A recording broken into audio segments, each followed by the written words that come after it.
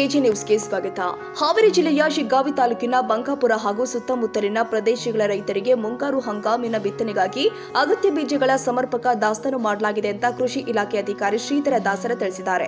ತಾಲೂಕಿನ ಬಂಕಾಪುರ ರೈತ ಸಂಪರ್ಕ ಕೇಂದ್ರಗಳಲ್ಲಿ ಸಹಾಯಧನದ ಅಡಿ ಬಿತ್ತನೆ ಬೀಜ ವಿತರಣೆಗೆ ಚಾಲನೆ ಕೊಟ್ಟು ಅವರು ಮಾತನಾಡಿದರು. ಅಗತ್ಯ ದಾಖಲೆಗಳನ್ನು ಸಲ್ಲಿಸಿ ರೈತರು ಬೀಜಗಳನ್ನು ಖರೀದಿಸಬಹುದಾಗಿದೆ ಅಂತ ಹೇಳಿದ್ದಾರೆ.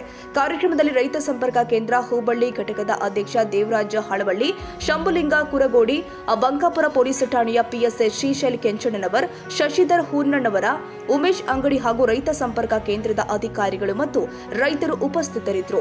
Raviraj Samshi, Shiggaon, AJ news. ಕನ್ನಡಿಗರ ಮೆಚ್ಚಿನ ನಿಮ್ಮ ಎಜೆ 24/7 ನ್ಯೂಸ್ ಕನ್ನಡ ವಾಹಿನಿ ಇದೀಗ ಟಿವಿಯಲ್ಲಿ ಲಭ್ಯ.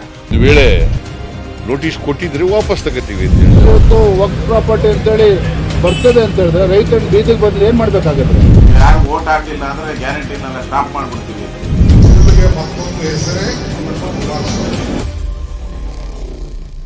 ಕರ್ನಾಟಕ ಮತ್ತು ದೇಶ ವಿದೇಶ 360 ಡಿಗ್ರಿ ಸುದ್ದಿ ಹಾಗೂ ಉತ್ತರ ಕರ್ನಾಟಕ, ಬೆಳಗಾವಿ, ಬಾಗಲಕೋಟೆ, ಧಾರವಾಡ, ಹಾವೇರಿ, ಗದಗ, ಬಿಜಾಪುರ ಜಿಲ್ಲೆಯ ಕ್ಷಣ ಕ್ಷಣದ ವಿವರವನ್ನ ಪಡೆಯುವುದಕ್ಕೆ ಎಜೆ 24/7 ನ್ಯೂಸ್ ಕನ್ನಡ ವಾಹಿನಿಯನ್ನ ಲೈಕ್ ಮಾಡಿ, ವಿಡಿಯೋಗಳನ್ನ ಶೇರ್ ಮಾಡಿ, ಕಮೆಂಟ್ ಮಾಡುವ ಮೂಲಕ ನಮ್ಮ ವಾಹಿನಿಗೆ ಸಹಕಾರ ನೀಡಿ ಮತ್ತು ಚಾನೆಲ್ ಅನ್ನ ಸಬ್ಸ್ಕ್ರೈಬ್ ಮಾಡಿ.